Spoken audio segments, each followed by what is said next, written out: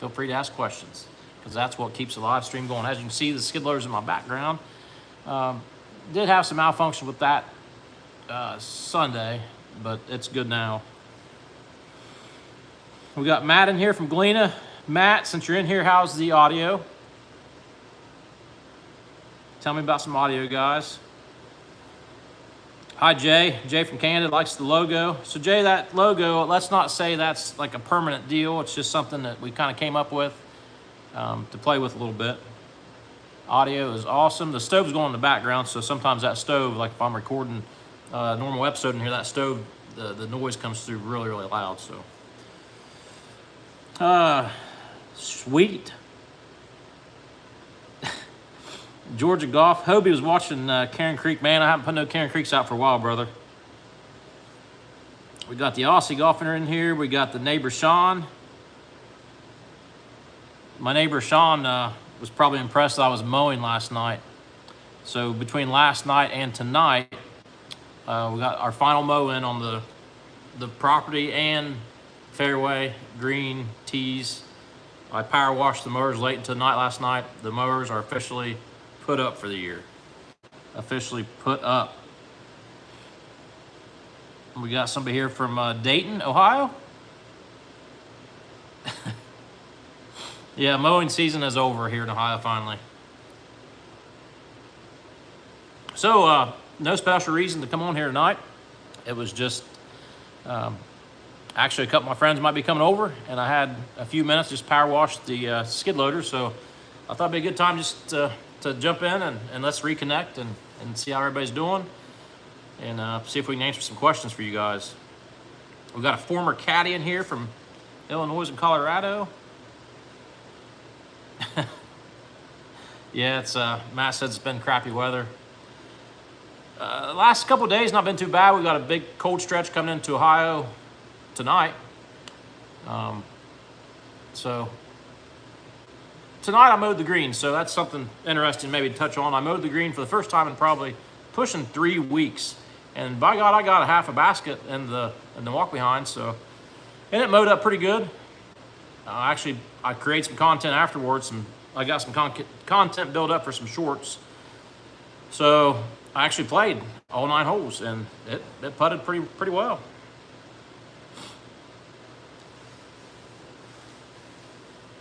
Chris asked, do you keep fuel in the walk behind over the winter? Yeah, I'll keep everything fueled up. I've got some fuel treatment I put in over the winter. I expect the mowers will be put up most of the winter. So like the fairway mower, I do have plans to bring it in this shop, the heated shop we're in right now. So at some point I'll bring it up and actually do a complete maintenance on it. Same way with the Kubota zero turn. So when I say the mowers are put up, I guess I'm kind of lying to you a little bit, because I will bring them up here and do some general maintenance on them. So they will get fired up a little bit, but I'll keep them full with fuel and put some treatment in it for the winter, and I've had pretty good luck with that. I usually have more troubles with the smaller engines, the weed whackers, like our log splitter. I always have to drain the carburetor each time, and it's that gas we're using. Chris asks, he's wondering if he should empty his mower. Yeah, I mean, it definitely wouldn't hurt nothing. Jim asked, what big projects for the winter? Jim, I had 2 overwhelming, well, let's not say overwhelming, but I got 2 big projects that I hope I can get to this winter. The first one, Jim, you'll know that you've played here before. So number 5 tee, I've always said number 5 tee is what I believe is our weakest tee. It's a fun hole for that tee box. But I'm wanting to stretch that way back in the woods to make, which number 5 right now is like 250 yards. I'd like to stretch it back to like 500 to make another par 5, so we'd have 2 par 5s at bumper par for the course up to par 34. Lots of trees come out, so that's man, that speaks winter. It's got winter written all over it, and we'll see if we can get that done. I'd like to redo the approach, the front of the green. The biggest trouble I think I'm going to have with the approach part of the front of the green is our growing time. So our calendar starting April 1 is booked. I mean, it's hammered down. There's still some weekday availability, but if you want to come on the weekends for 2025, you'd have to come and spectate, because it's going to be weekends are booked. So back to what I was saying about that approach, I'd like to bring like a teardrop approach let's say our collar, our bent grasses collar, our collar is bent grass, it's mowed a little bit higher than the green. So I'd like to increase that bent grass down the front so that we could maybe, for one, it look cool. When I mow the collar, it's just a couple passes around, so it wouldn't take much more effort to mow this new approach. It gives a shot, other than looking cool, it'd give you a chance at a Texas wedge, a long putt. And I've got irrigation, so I think we could grow it in decently, but it's all back to timing. And I've kind of mentioned to some of the groups early in the spring that might be a project that you'll have to contend with. Playability-wise, it's not going to be a huge area, but it's that's something I'd like to do. So the number 5 tee, extend it, and then the approach off the front. Those are both projects that can be done during the winter. And then I would have my grass seed planted on that approach just as soon as the soil temperatures are even sniffing probably 45, 50 degrees. Do you have pinball machines at the halfway house? No, I don't have. I mean, we got a campfire, a grill, and a TV, so no pinball machines up there. I don't think we'll have those. Yeah, even with some snow, we could hit some balls. Chris asked, are you going to the Army-Navy game? No, I'm not. I'm not going to go this year. Our son's at West Point. Big week for Army-Navy. I will go one year. I promise I will go one year, but this year is not the year we're going to go over to it. How's that tee coming? So Jay asked about number 2 tee. Most of you know on number 2 tee, we had a project there in the fall, planted some bluegrass. The bluegrass, like it does, it sprouted and started pouting. I haven't mowed it yet. I think it's going to be playable April or so. I mean, it's still, the grass is still growing. There's cool season grasses. And I was up by the local country club yesterday, and they've got Bermuda fairways. And if Jared's watching, this is nothing against the country club or Jared, but that stuff is brown. It's completely dormant. And that's one of the reasons I didn't go with our Bermuda here on the tees or the fairway. This fairway, man, it still looks fantastic, man. I mowed it there, striped it. It looks awesome. The trees and the forest surrounding is blah, but it still looks good. The playability's still good. It's just if the weather cooperates a little bit, we can play golf still. Like I said, I played some today. Yeah, the bluegrass takes its time, man. I did have a couple questions from Patreon members. Seth asked, what's the winter maintenance look like? So I kind of touched on that with bringing the mowers in the mill shop here where we got heat. Sharpening blades, changing oil. I might change the bed knives on the fairway mower. I do have new bed knives. Backlapping the walk behinds, backlapping the Toro fairway mower. That's some stuff we can do in here. So as it gets cold, we stay off the golf course. I can bring stuff in here and it can set for a week, and I can tinker it in the evenings with maintenance type stuff. Do we have any new episodes coming out? I do have one of winterizing our irrigation. Hopefully have it done maybe tomorrow. Not an exciting episode, but it's something that we've done, and I recorded some stuff. So I've got that, and then over the next month, I've got 2 videos not recorded yet, but I have one video is going to be my top 10 moments of 2024. And that's going to be a mixture of talking about the top 10 moments. So I reckon I haven't spelled them out yet, but we've got some great moments with guests that came in. Like the irrigation project, that was awesome. We did a big concrete project, the tee box. So I'll sit down, we'll edit in a nice top 10 projects or moments from 2024. And I think I can stretch that out and got a lot of good B-roll to make a pretty cool video. And for you guys to see, and then also for me to kind of reminisce. And I'd like to have that each year, moving back, that I could just watch a quick little video and remember the top moments of each year. So, and then the other one, like I've always done, is the profit and loss 2024. I think we'll all be happy to see that one finally. It's been a struggle so far, but I think we're looking good. Matt's grass is green as ever. Matt, where you at? You might have said somewhere, but I didn't see it. All right, we got love the channel. Me and my buddies have the Airbnb booked for August 22nd through 24th. Can't wait to come out and play the course. Yeah, so you're one of the fortunate ones that probably got a weekend. August, I mean, the weather's it's gonna be banging August. I mean, the course stayed good all year this year, so there wasn't a bad time. It's a good time, and I still have some folks. We're not giving up on reservations or playability for 2025, but if you do want to stay and play, you're going to have to probably pick a weekday or a weekday stretch to come and play. Surely we all have got enough time that we can sneak away from work for a couple of days and enjoy the weekday and enjoy Spud Run Golf. Scott asked, what creator would you like to see visit in 2025? You know what, Scott? I don't think we have any. We don't have any big creators on the schedule for 2025. Not yet. They seem to be a later bunch, and creators, especially the big creators, that's what they do for a living. So they're cool with weekday stays. So I think if somebody reaches out, we'll still have an opportunity to fit them in for sure. But kind of along those lines about what creator I'd like to see in 2025. I am going to tease with a little episode, not an episode, a short that I'll put on Instagram, Facebook. I'll probably put it up here maybe this week yet. I'm going to throw it out there. That's $1,000 a person. I need 3 creators to pony up and come. We're going to play your own ball, stroke play, match. Low man wins, takes it all. Winner takes all. I'll be one of them. So I need 3 more big creators, and I'll make a short reel and hope that it gets a buzz going, and we get 3 big creators to come in and pony up some money. And these big creators, they're playing for way more, and that's pocket change to them. But I think it will be exciting. It'll be exciting for me. It'll be exciting content, and it'll help get Spud Run, on the map.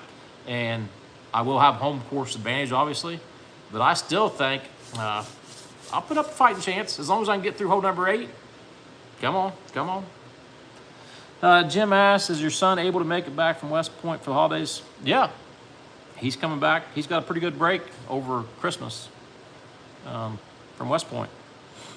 Okay, Matt's up in Glen, Ohio. And Maddie says, thanks for being you. All right.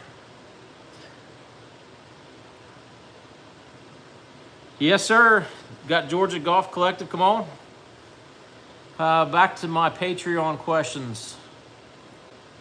I had, what piece of equipment has the biggest impact on maintenance?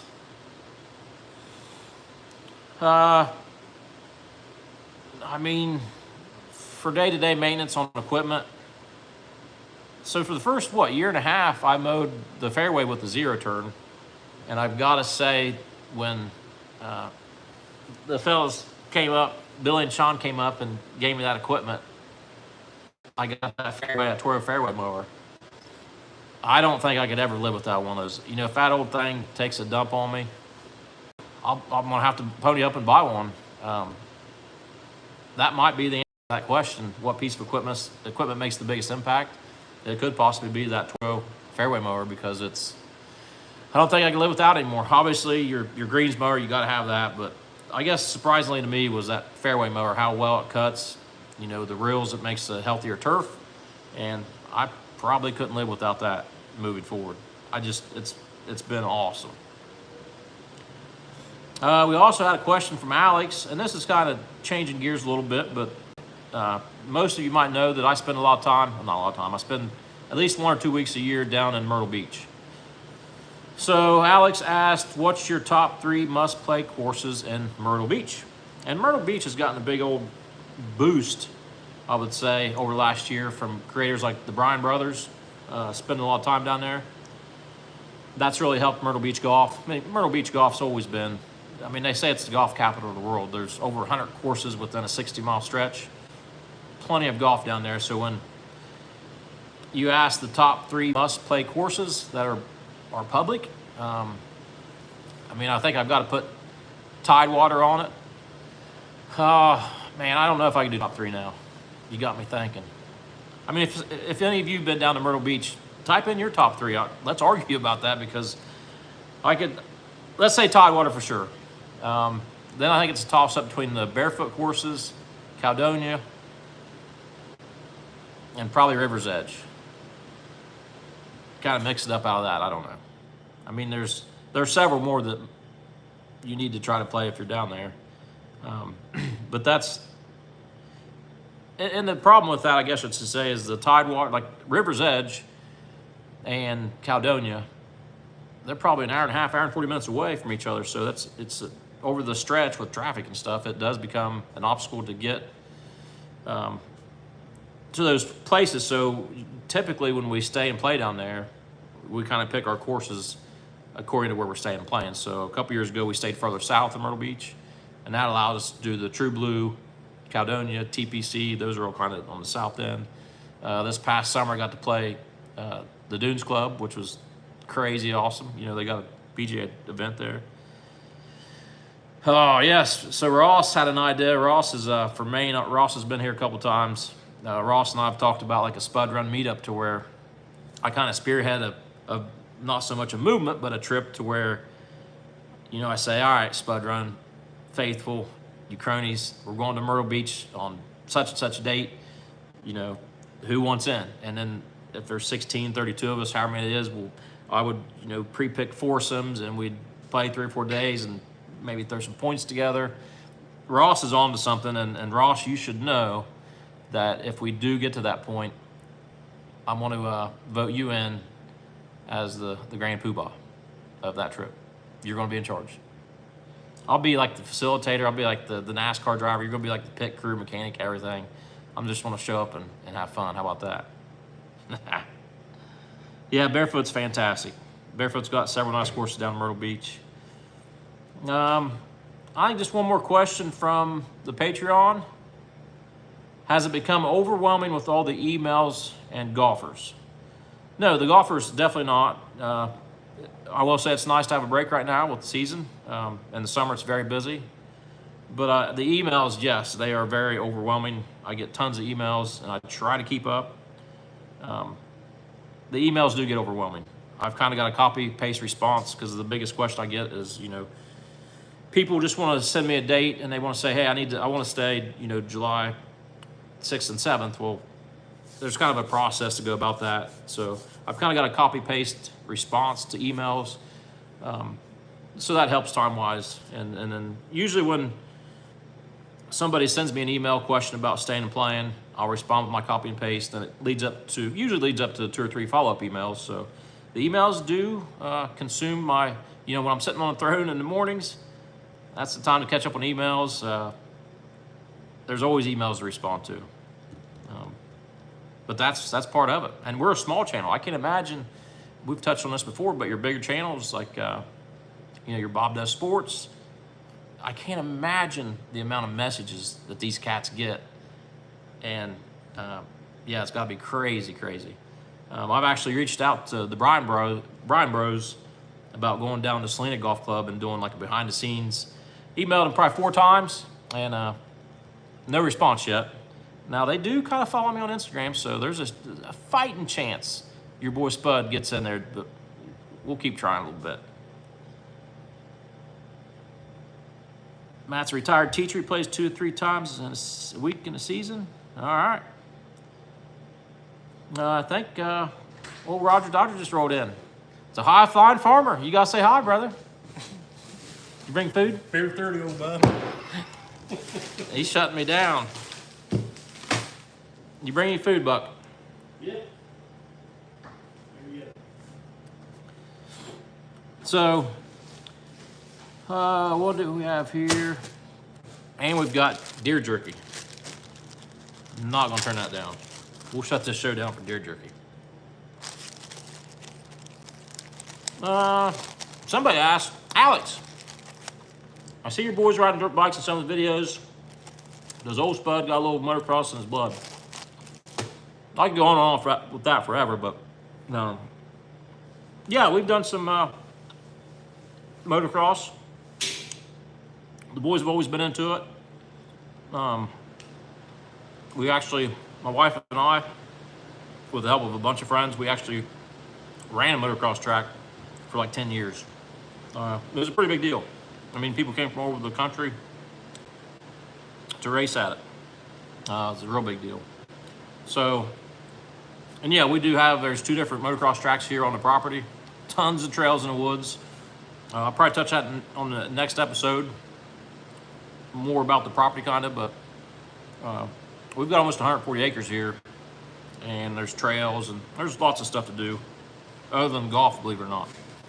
The wife's big into horses. She's got, I think there's 4 down there right now. Maybe 3. I should probably know. Rod, you gotta say hi. Somebody said hi to you. You know Rick Lloyd? Rick said hi. We got Blair all the way What's from up, Rick? Scotland. And the Aussie golfer says you need to put more holes in, dude. Maybe one of these days. I don't know. All right. Looks like we've been on here for about 25 minutes. I know you guys kind of, some of you came later. I'll take, maybe take a couple more questions. And Roger Dodger and I, Lieutenant Colonel, I should say, the high-flying farmer. You don't want to hear some of the things we call each other when the cameras are off, but those are the PG versions. Ooh, he just went outside, but somebody is a former 135 crew chief. So that's what Ohio Flying Farmer was. He just retired this summer from KC 135s.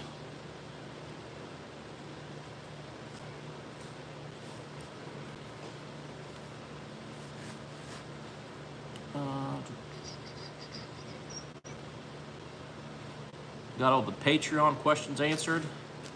The Patreon thing's been pretty cool. I think we're up to almost 40 members in Patreon. That's been, it's just an opportunity for us to kind of connect a little bit closer.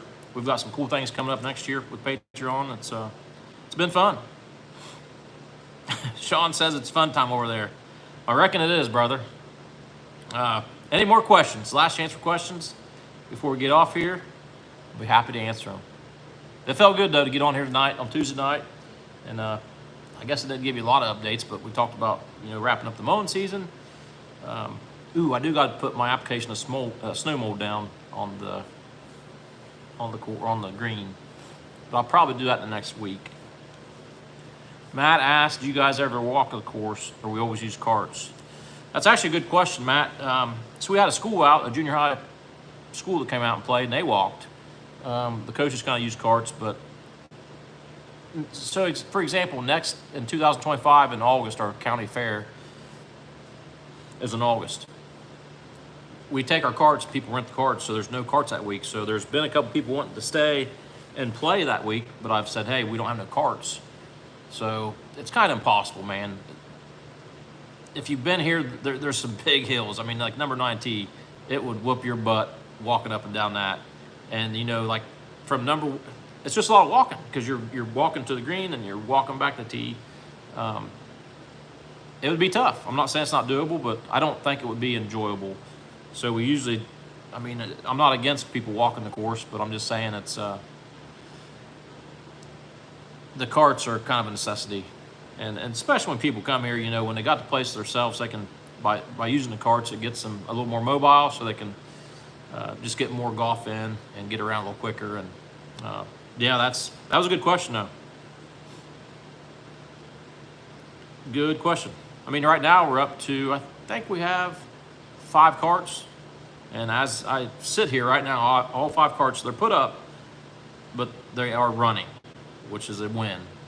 Because the golf carts are, they're kind of a pain in the butt. They really are. There's always something wrong with the golf carts. They're gas, they're good carts, they're newer carts, but there's just always something breaking down on them. Always. But I'll hone my mechanic skills, I reckon. Having these carts, it's helping me learn how to work on them. And oh yeah, carts. Something I didn't expect starting all this was the headaches that golf carts would give me. But guys, I think that's it. We've been rocking and rolling. I'll probably do this again, maybe next couple weeks, you know, as it gets colder, and obviously it's getting darker earlier. It gives me a time to just kind of sit here and catch up with everybody. The lawn weaver asked what type of grass is your green and fairway. The green is bent grass. The fairway is turf type tall fescue. And we just planted a renovated number 2 tee and installed bluegrass. So, and I've got some ryegrass on the tees. So we actually have about every cool season grass out here that you could play with. I've got some fine fescue up in the more shaded areas. So when it comes to cool season grasses, I think we've got them all covered. Yep. So, all right, guys, like I like to say, thanks for watching. Thanks for playing with the Spud Run Golf. Over and out.